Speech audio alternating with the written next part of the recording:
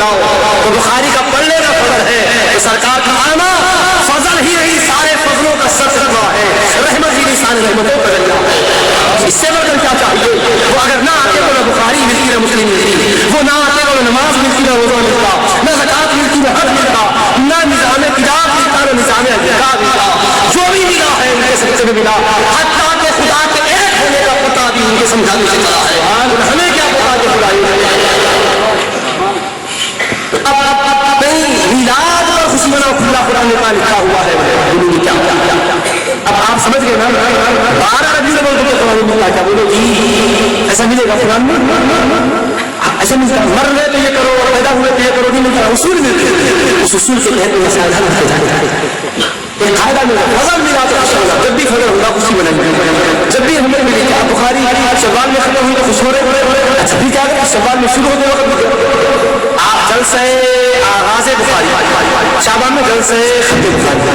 ٹھیک ہے بھائی، آغاز میں خوشی منا رہے، ہم ناجائز نہیں بول رہے، حرام کا فتویٰ نہیں لگا رہے، ہم یہ بول رہے شروع کر رہے ہیں تو اس کا فضل ہے توفیق دیا، ختم کرے تو فضل ہے توفیق دیا، بس یہی بات ہے۔ ہم لوگوں پر جو اعتراض ہے یہ کہاں سے کرتے ہم اپنے سے نہیں کرتے دوستوں، اسی قرآن سے اصول لیتے ہیں، جس سے روزے کا بھی اصول ملا، نماز کا بھی اصول ملا، اسی قرآن نے اصول یہ بھی دیا، اللہ کے فضل و رحمت خوشی مناؤ، تو جو بھی فضل و رحمت ہے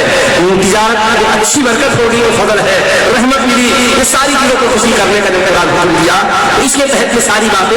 آ جاتی ہے، جیسے اس کہنے سے منع کیا تو گالی دینا بھی حرام ہے، مارنا بھی حرام ہے، ڈھکیلنا بھی حرام ہے، گھر سے باہر نکالنا بھی حرام ہے، اگر سے کہ الگ الگ نہیں فرمایا ہے تو پھر بھی اسی سے نکلا، ایسے ہی فضل و رحمت اور خوشی منانا جب کہا تو سرکار کی آمد بھی فضل ہے، سرکار کا حدیث کا پیغام دینا بھی فضل ہے، اور اسلام دینا بھی فضل ہے، قرآن کی وجہ سے بھی خوش ہے، اسلام کی وجہ سے بھی خوش ہے، شریعت کے نظام سے بھی خوش ہے، اور سب سے بڑھ کر خوشی تو یہ ہے کہ ساری باتیں تو بعد میں ہے، مصطفیٰ کی ذات تو پہلے آئی ہے، اس لیے ان کی آمد پر خوشیوں کے طور پر، مسرتوں کے طور پر جلسہ کرتے ہیں تو کیا کسی کو گالی دے رہے ہیں، کیا کسی سے کوئی پیسے وصول کر رہے ہیں، کیا کسی کوئی کرسی کے لیے کر رہا ہے، کیا کوئی عہدے کے لیے کر رہا ہے، اسی لیے کر رہا ہے کہ خدا خوش ہو جائے، اس کے سبحان والوں کیوں بیٹھے ہوئے ہو مجھے بتاؤ، رات کا جاگنا کس کے لیے ہے، حالانکہ شادی میں جاگے تو بریانی ملے گی، کیا یہاں ملنے والا ہے، خرچ کر کے آتے ہیں تو کیوں، اس لیے کہ بس دنیا کو یہ پیغام ملے کہ ہم سرکار کے امتی ہیں، ان کے وجود پر خوش ہو کر رجاؤں میں سل دے رہے ہیں، آج بھی ہم زندہ ہیں، مرے ہوئے ہیں، ہمارے حبیب پاک کی وفاداری کا دل میں ہم جذبہ رکھتے ہیں، اور وقت آئے تو چالوں کا نظرانہ بھی دے سکتے ہیں، سبحان اللہ، نعرہ تکبیر، نعرہ رسالت، اسی وجہ سے یہ اہتمام کیا جاتا ہے، اسی وجہ سے اہتمام کیا جاتا ہے، محبت اور عیدت کا۔ اب دو عیدوں کی بات ختم، دو عیدیں جو گئی نا، عید الفطر اور عید الاضحیٰ، یہ بھی کہانی کی قرآن کو نہیں کیا نا، قرآن میں شوال اور ذوالحجہ کا ذکر نہیں ہے،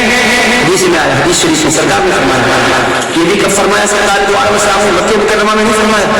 مکہ مکرمہ میں سرکار 53 سال رہے، 40 سال اعلان نبوت سے پہلے، 13 سال اعلان نبوت کے بعد، تو شوال کی پہلی تاریخ مکہ شریف میں کتنے سال آئی، 53 سال آئی، 53 بار آئی، اور 10 ذوالحجہ بھی 53 سال رہے تو کتنی بار آئی، بار آئی، سن رہے ہیں تو مجھے بھی اندازہ ہونا کتنے مرتبہ آئی، 53 بار آئی، ٹھیک ہے، لیکن 53 مرتبہ آئی بھی گزر گئی، عید نہیں رہی،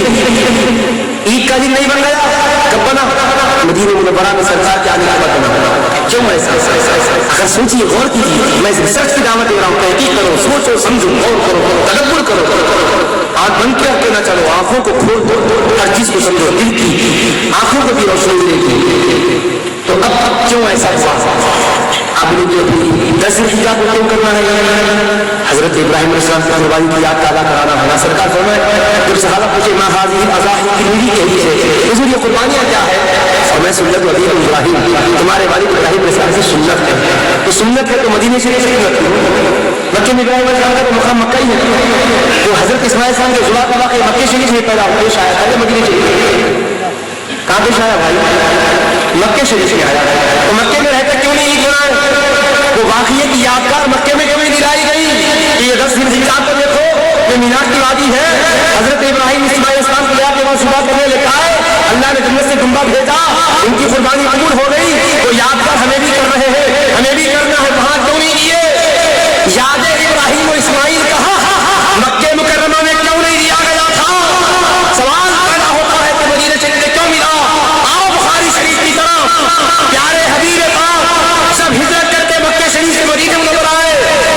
بخاری کی حدیث گواہ ہے، براء بن عازب رضی اللہ عنہ کہتے ہیں فما رأيت أهل المدینہ فرحوا بشيء فرحهم برسول اللہ صلی اللہ علیہ وسلم، میں نے مدینہ منورہ والوں کو کبھی اتنا جشن مناتے ہوئے نہیں دیکھا ہے جتنا کہ مدینے میں جشن آمد رسول منایا ہے۔ مدینہ منورہ میں صحابہ کون سا جشن منائے؟ جشن آمد رسول منائے۔ بخاری کی حدیث میں